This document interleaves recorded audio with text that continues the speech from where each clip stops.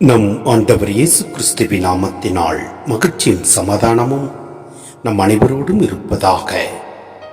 1 யோவான் 4:7-16 முடிய. அன்பார்ந்தவர்களே, ஒருவர் மற்றவரிடம் அன்பு செலுத்துவோமாக. ஏனெனில் அன்பு கடவுளிடமிருந்து வருகிறது. அன்பு செலுத்தும் அனைவரும் கடவுளிடமிருந்து பிறந்தவர்கள். அவர்கள் கடவுளை அறிந்துள்ளார்கள். அன்பில்லாதோர் கடவுளை அறிந்து கொள்ளவில்லை.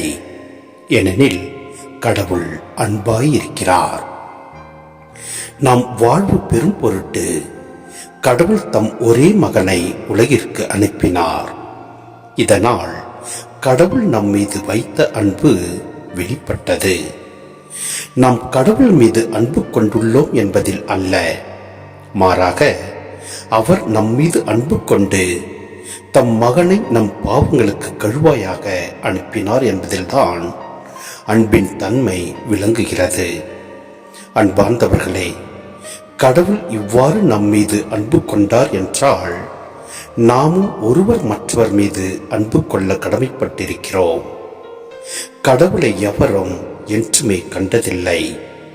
நாம் ஒருவர் மற்றவரிடம் அன்பு கொண்டுள்ளோம் என்றால் கடவுள் நம்மோடு இணைந்திருப்பார். அவரது அன்பு நம்மிடம் நிறைவு பெறும். அவர் தமது ஆவியை தமக்கு அருளியதால் நாம் அவரோடு இணைந்திருக்கிறோம் எனவும் அவர் நம்மிடம் இணைந்திருக்கிறார் எனவும் அறிந்து கொள்கிறோம். தந்தை தம் மகனை உலகிற்கு மீட்பராக அனுப்பினார் என்பதை நாங்களே கண்டறிந்தோம், சான்றும் பகர்கிறோம்.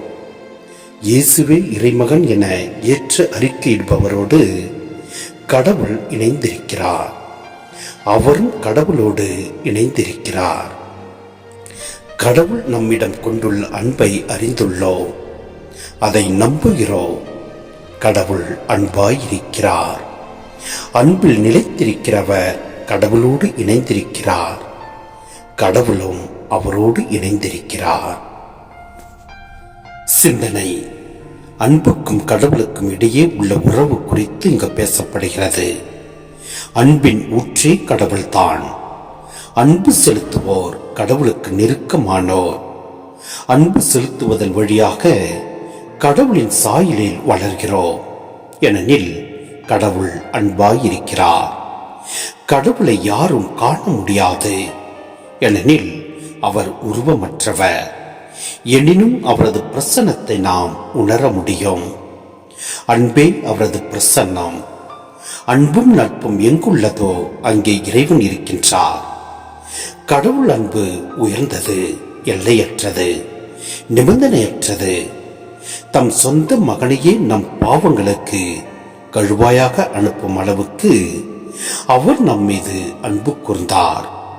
அதிலும் கடவுள் அன்பின் சிறப்பு என்னவெனில், அவரே நம்மை தேடி வந்து அன்பு கூர்ந்தார், நமக்கு வாழ்வை தந்தார், இந்த நட்புறவை மீட்டு தந்தார், தம் மகனையே தந்தார். எனவே நம் ஆண்டவரோடு ஒன்றித்து வாழ்வோம். அவர் நம்மை மீட்டெடுப்பார், வழிநடத்துவார், ஆசீர்வதிப்பார். ஆமென்.